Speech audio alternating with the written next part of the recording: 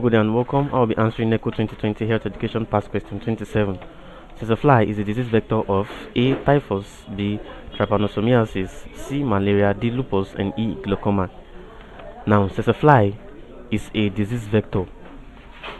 When we say disease vector, it simply means what? A disease carrying organism. That is, vector is different from pathogen. Take notes. Pathogens are disease causing organisms, but vectors are insects that carries what? Disease causing organisms. That is, vectors carries what? The pathogens. Now, Tsetse fly is a vector of trypanosomiasis.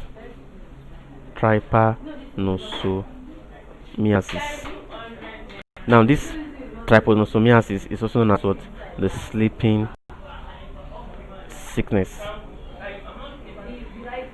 Trypanosomiasis is also known as what? The sleeping sickness. So, Tsetse fly is a disease vector of what? Trypanosomiasis.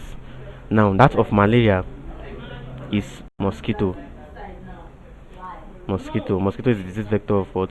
Malaria. And that doesn't mean that mosquito causes what? Malaria. Mosquito carries what? Plasmodium, which is responsible for what? Causing what? Malaria. And likewise, Tsetse